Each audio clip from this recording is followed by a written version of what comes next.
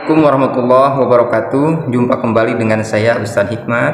Pada kesempatan ini saya akan membahas masalah menyembelih kurban dengan hewan betina.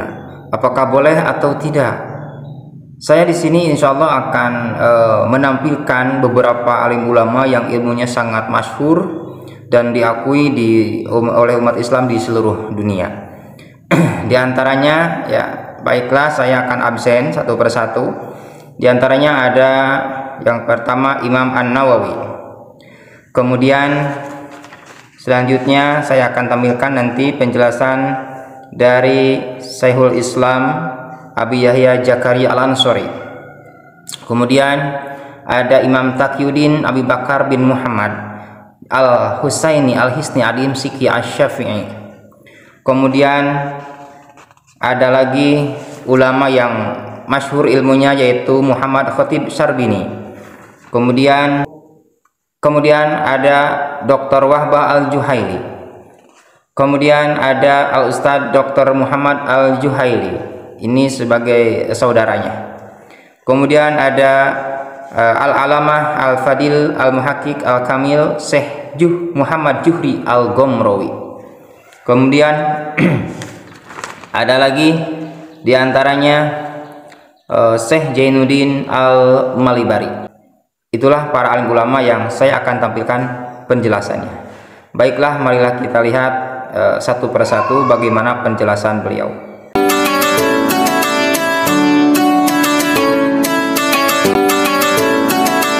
Marilah kita lihat yang pertama penjelasan Imam An-Nawawi dalam sebuah kitab karya beliau yang bernama Al-Majmu' Syarah Muhadzab juz ke-8 Shahifah 397. Ya, inilah tampilan kitab Majmu'. Tadi salah ucap. Maksudnya Shahifah 369 ya. Yasihu tadhiyatu bil zakari wa bil unsa bil ijma'i wa bil abdoli minhuma khilafun. As-sahihu aladina alaihi safi'yu fil buwaiti wa bihi qata'a kasiruna anadzakara abdalu minal unsa. Maksudnya sah berkurban dengan hewan jantan atau dengan hewan betina dengan ijma para ulama. Mengenai mana yang abdol terjadi perbedaan ulama. Namun yang sahih adalah menurut Imam Syafi'i di dalam kitab Buwaiti dan para ulama Syafi'iyah bahwa hewan jantan lebih afdol daripada hewan betina. Kemudian yang kedua yaitu Syekhul Islam Abi Yahya Jakaria Al-Ansori. Beliau menjelaskan dengan segamblang-gamblangnya di dalam karyanya yang bernama Fathul Wahhab Judsani Shahifah 188 cetakan Mustafa Babil Halabi. Iya, silakan dibuka kitabnya. Perhatikan tanda panah. Wasartuha ayatadhiyati na'amun ibilun wa baqarun wa gunamun inasan kanat ahunasa audukuron.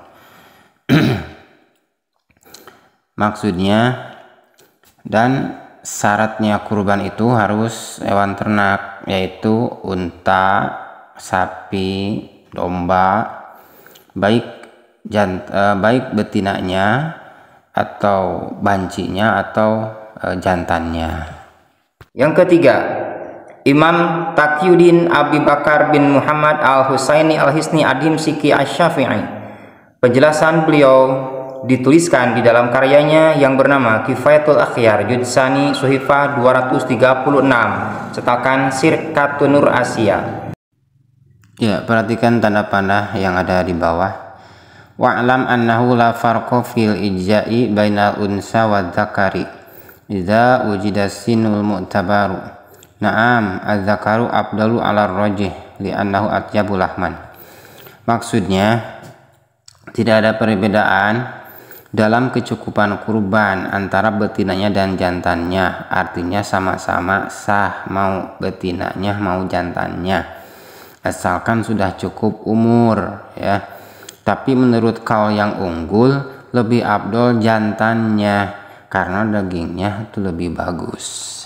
Yang keempat ada Muhammad Khatib Asy-Syarbini, ya. Beliau tuliskan di dalam karyanya yang bernama Mughni Muhtaj, juz 6, Shahifah 125, cetakan Darul Kutub Ilmiah. Ya, inilah tampilan kitab Mughni Muhtaj, juz 6, Shahifah 125, cetakan Darul Kutub Ilmiah. Wa yajuju dakarun wa unsa ayat tadhiyatu bikulin minhuma bil izma. Maksudnya boleh berkurban dengan jantannya atau betinanya itu dengan ijma. Yang kelima ada Dr. Wahbah Al-Juhaili. Penjelasan beliau dituliskan di dalam karyanya yang bernama Al-Fiqhul Islam wa Adillatuh, Shahifah 614, cetakan Darul Fikri. Ya, perhatikan tanda panah. Penjelasan beliau, wa dzakaru inda syafi'iyati afdalu alal asahi minal unsa li'anna lahmahu atyabu. Maksudnya, menurut ulama Syafi'iyah, hewan jantan lebih afdol daripada hewan betina menurut kaul ashah karena dagingnya lebih bagus. Secara tidak langsung beliau juga menjelaskan bahwa kebolehannya berkurban dengan hewan betina, tetapi kurang afdol. Yang afdolnya yaitu dari jantannya. Selanjutnya yang keenam ada Al-Ustadz Dr. Muhammad Al-Juhaili. Ini saudaranya, ya, saudara dari Dr. Wahbah Al-Juhaili. Beliau dituliskan penjelasan beliau di dalam karyanya yang bernama Al-Mu'tamad, juz 2, Shahifah 479, Maktabah Darul Qalam. Ya, perhatikan tanda panah. Wa yajuju tadhiyatu fil an'ami bidzakari wal unsa. Menurut penjelasan beliau, boleh berkurban ya pada hewan ternak itu dengan jantannya atau dengan betinanya. Selanjutnya yang ketujuh ada Al-Alamah Al-Fadil Al-Muhaqqiq Al-Kamil Syekh Muhammad Juhri Al-Gomrawi. Penjelasan beliau dituliskan di dalam kitabnya yang bernama As-Sirajul Wahhaj, Shahifah 562, cetakan Darul Ma'rifah, Beirut.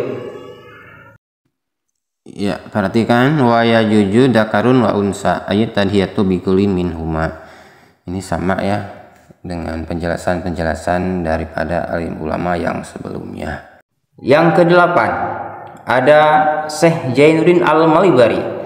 Beliau ini seorang ulama yang tidak asing dan insya Allah seluruh para santri, para kiai mengenal beliau karena ilmunya yang sangat masyhur. Beliau adalah seorang ulama yang mengarang kitab Fathul Mu'in, ya. Hampir di seluruh Indonesia setiap pesantren pasti mengkajinya. Nah, bisa dilihat karyanya ya atau penjelasannya di dalam kitab Fathul Mu'in pada Hamis Hasyiah Yansub Thalibin, juz 2, Shahifah 332, cetakan Darul Ihya'il Kutub Indonesia. Ya, perhatikan tanda panah. Wal mu'tamadu adamu ijza'i tadhiyati bil hamili khilafan lima sahahu Ibnu Rif'ah. Maksudnya, menurut kaul mu'tamad tidak sah kurban dengan hewan yang sedang bunting, ya. Nah, secara tidak langsung beliau juga menjelaskan bahwa boleh ya berkurban dengan hewan betina asal tidak bunting, ya. Yang tidak boleh itu ya betina kemudian dia sedang bunting karena kebuntingan itu bisa mengurangi daging katanya. Ya, sekian saja dari penjelasan saya. Mohon maaf apabila ada kesalahan. Ya, tutup dengan wassalamualaikum warahmatullahi wabarakatuh.